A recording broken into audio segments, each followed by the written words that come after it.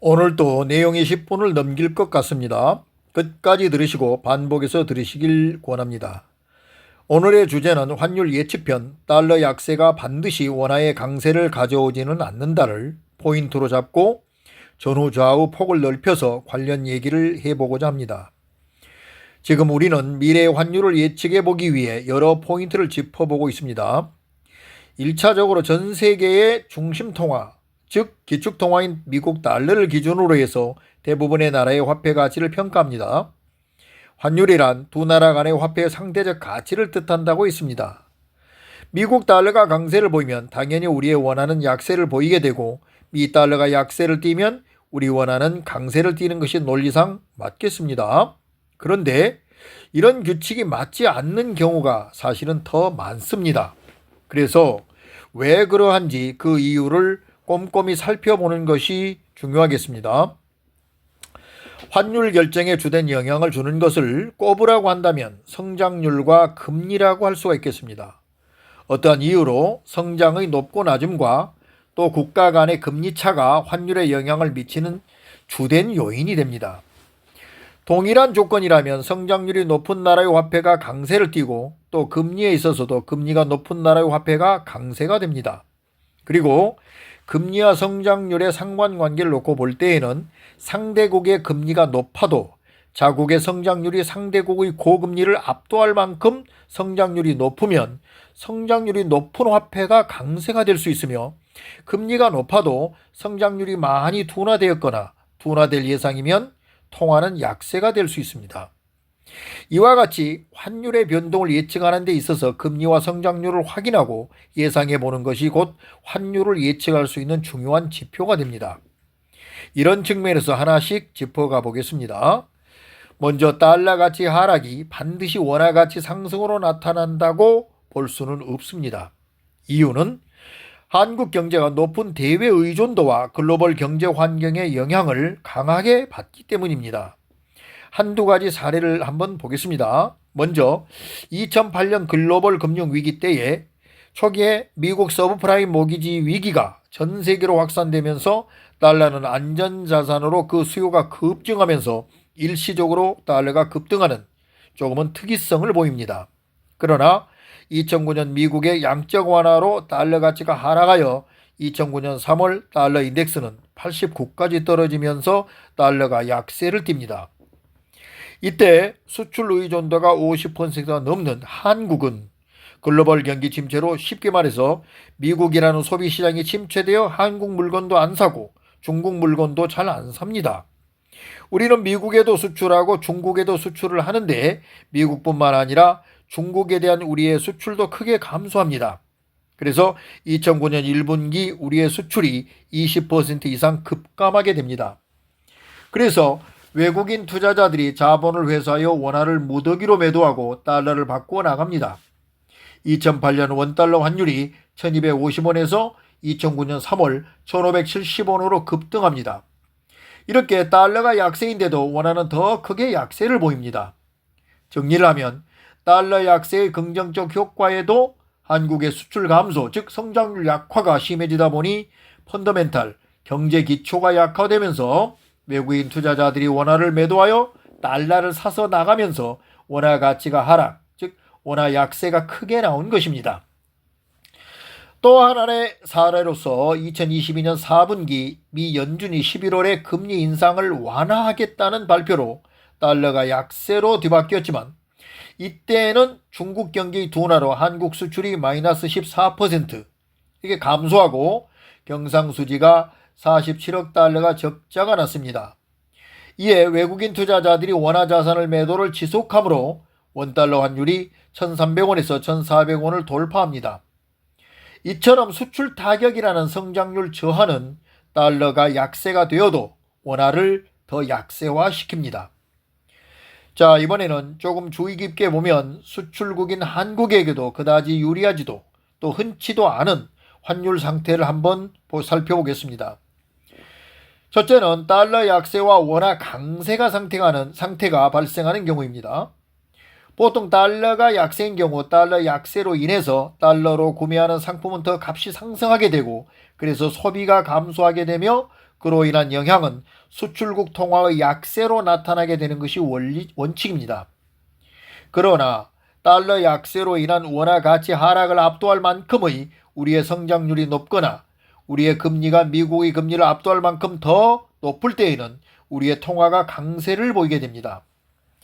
2017년은 우리에게 강한 경쟁력 있는 산업인 반도체 슈퍼 사이클의 시기였습니다.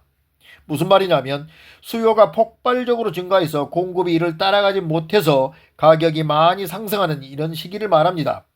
반도체가 없어서 못 팔 지경이었다 이겁니다. 이때 미국은 트럼프의 보호무역 강화로 달러 약세 정책이 진행되고 있었습니다. 이 시기에 우리의 삼성과 SK 하이닉스의 반도체 수출 호황으로 경상수지 흑자가 1047억 달러, 역대 최대 기록을 세웁니다.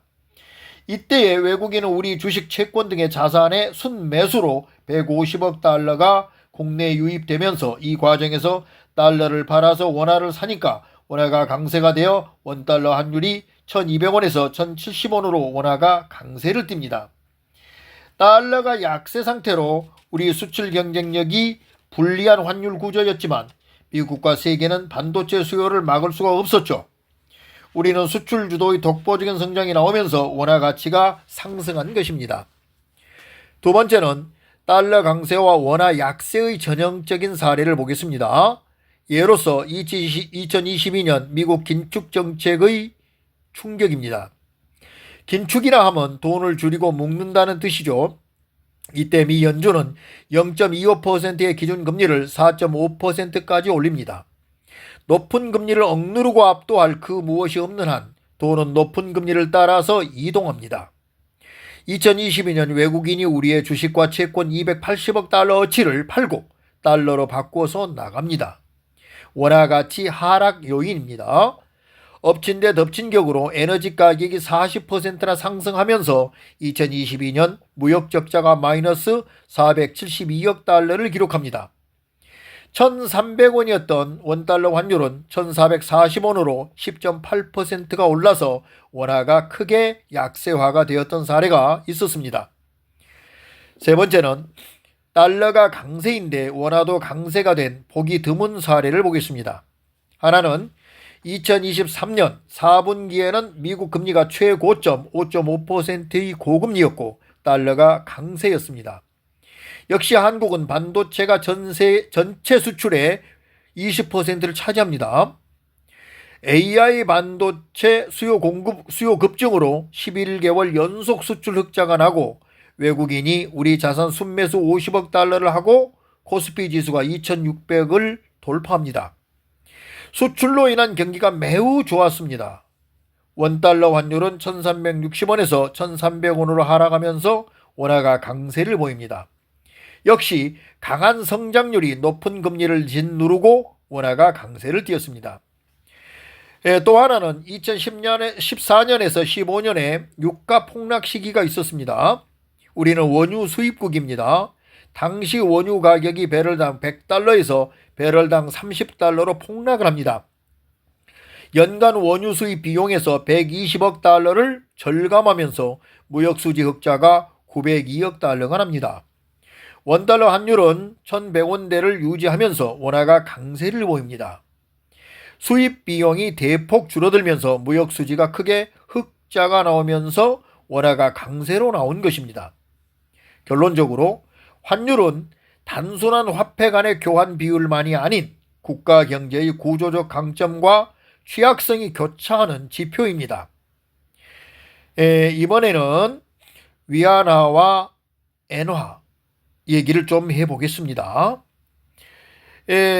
우리 원화와 동조화를 이루는 통화로 중국 위안화와 일본 엔화가 있습니다.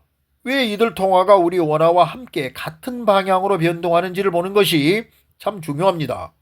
먼저 위안화와 원화 동조화 현상에 대한 이유는 무역 의존도와 공급망 통합성에 있습니다. 한국 수출의 25%가 중국으로 반도체나 화학제품 등 중간재 수출이 중심입니다. 또한 삼성전자, 현대차, LG화학 등이 중국에 현지 법인을 두고 중국에서 생산된 제품의 거의 70% 정도를 중국에서 판매하여 위안화 표시 매출을 올리고 있습니다. 위안화 가치 변동은 한국 기업의 수익성에 직결됩니다. 만약 위안화가 약세화되면 이전과 같은 상품을 사는 데에도 중국인들은 이전보다 더 많은 위안화를 지급하므로 한국산 제품 가격이 상승한 효과로서 수출국 입장에서는 가격 경쟁력이 약화되고 중국인들의 소비 감소로 이어집니다. 그리고 위안화 절하로 인해서 중국 수출 대금을 우리 원화로 환산하면 이전보다 원화 액수가 줄어드는 효과가 발생합니다. 과거 1위안이 180원일 때에 100만 위안 수출 시 우리 돈 1억 8천만 원입니다. 만약 현재 1위안이 160원으로 20원이 절하되었습니다. 똑같이 100만 위안 수출 시 우리 돈 1억 6천만 원으로 이전 절하되지 않았을 때보다 2천만 원의 수익이 감소했습니다. 또한 중국과 경쟁 상품이 글로벌 시장, 예를 들어 동남아, 유럽, 미국 등에서도 경쟁하는데 한국 제품의 가격 경쟁력이 낮아집니다.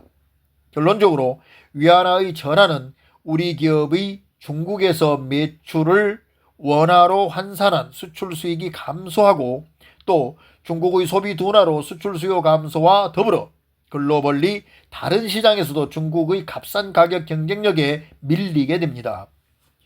이런 상황은 우리 기업의 주가 하락 요인이며 외국인이 원화 자산을 팔고 떠나면서 우리 원화 가치 하락으로 이어지는 자연스러운 조정을 맞게 됩니다. 또는 위안화 가치가 하락하는 순간 우리 외환 당국이 즉각 개입하여 원화 환율을 조정하여 원화를 절하시키기도 합니다. 이런 식으로 위안화와 원화는 같은 방향으로 동조화를 이루게 됩니다. 이런 동조화의 이유는 앞에서도 말했지만 중국은 우리 한국의 수출 상품을 소비해주는 국가이면서 동시에 우리의 상품과 글로벌 시장에서 경쟁하는 관계에 있기도 합니다.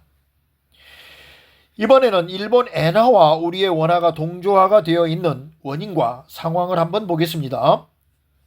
일본과 한국은 수출 주도형 경제 구조이며 양국의 수출 상품이 서로 간에 경쟁하는 자동차, 철강, 반도체, 전자제품 등으로서 글로벌 시장에서 경쟁하는 관계에 있습니다.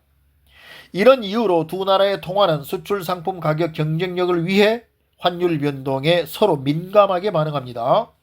만약 일본 엔화가 약세를 보이면 한국산 상품보다 더 싼 값에 일본산 상품이 팔리게 되므로 가격 경쟁력이 좋아져서 한국의 수출 경쟁력을 약화시킬 수가 있습니다.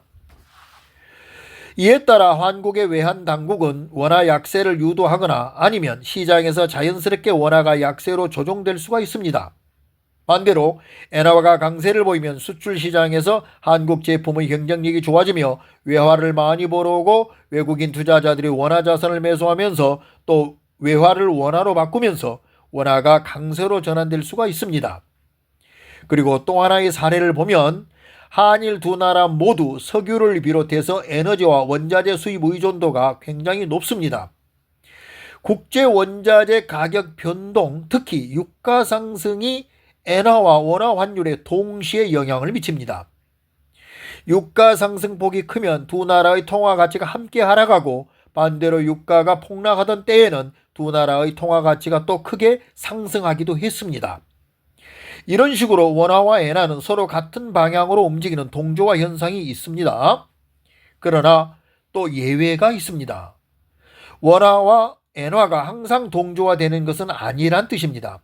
예외적으로 글로벌리 크게 위험한 경제적 상황이 닥치면 안전자산으로 평가받는 엔화는 그 수요가 급증하면서 엔화가 강세로 돌아섭니다.